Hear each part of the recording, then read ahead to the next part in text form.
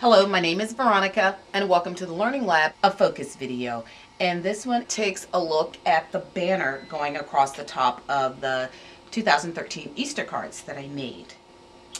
I cut this using the April Showers cartridge, and if you're counting by rows, this is 10, 20, and it's in image number 26, 21, 22, 23, 24, 25, 26, and it's the little banner that you see there. Really cute. And it also comes with a layer that spells out spring, S-P-R-I-N-G, which will fit onto there. And to get to that, it is just underneath, which is on rows, let's see, 10, 20, 30, 1, 2, 3, 4, 5, 6. So it's just directly underneath, and it's this one. So when you look at it, it actually spells out spring, and it can cut it out of those. And as you see up here, those are not attached. And the size of that is 3.92 for the width. Sorry about that. The size is 3.92 for the width and 1.19 for the height, or 1 in 1900ths for the height. But that's how I did it, and this is why they are spaced out the way they are, because I had just enough paper left to cut that. So in order to get my spring to come in at the right size, I went ahead and selected one of these and I ungrouped it. Then the only thing I have to do is just click one of them. Then go back to my mat, select this spring image that I want, bring it back to the mat, and it comes in at the same size. And then I can just simply replace that where I want it, fill up my sheet, and then cut them out. Then once I did that, I got these wonderful banners. I also got my cutouts from the wonderful banners, and I cut them out of all the sheets of paper that were used to line the inside of the card, because I was going for a pretty coordinated look. Well, once I got all of these cut out and I started looking at it, I thought, honey, that's what I call myself when I talk to myself, because those who know me know that I am good to me. I said, honey, you are not going to want to pick up, put some adhesive on, and stick down all of these on 20 something cards. And I was being cute, you know, I can use the positive and the negative space. So I thought, I can take those, put those down, and that's going to, you know, just double it for me. That's fewer that I'm going to have to cut out. Wow, how cool is that?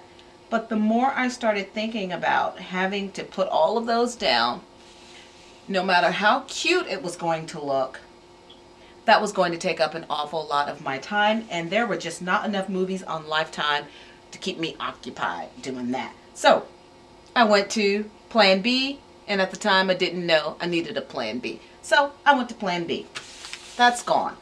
So I went to my alphabet stamp, really useful box container, and yes, it is packed full of alphabet stamps because I just never know what I'm going to need.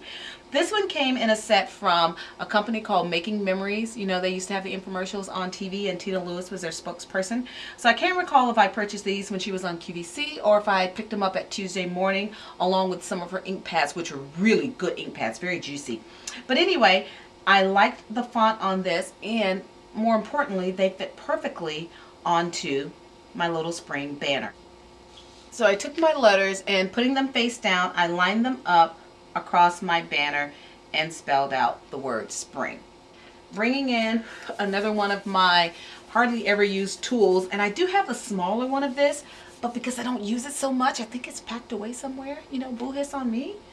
So, but it's okay. This will work, and if you have the Martha Stewart one, it'll work too, but it's my Fiskars stamp press. So what I'm doing here is taking my stamp press, putting it into place, and pressing it down on top of the spring.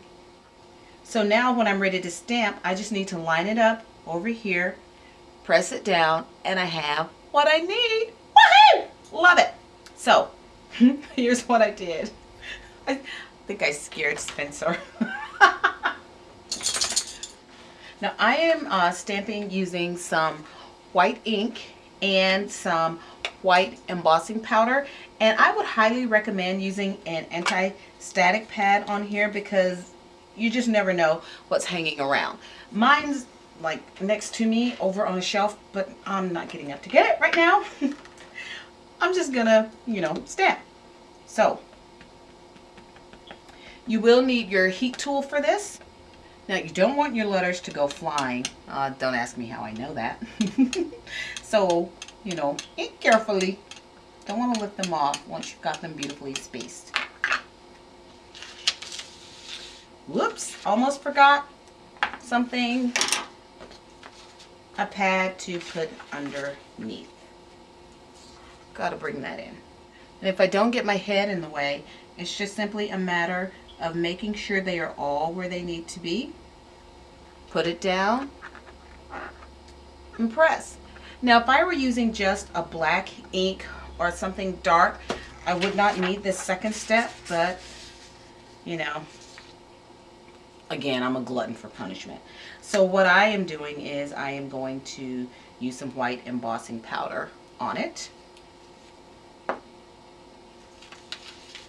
And I've totally lost it. Ah, there it is. Heat up my heat gun because I don't like to go straight to my paper with a cold embossing gun. It makes it go a lot faster if my gun is already kind of preheated.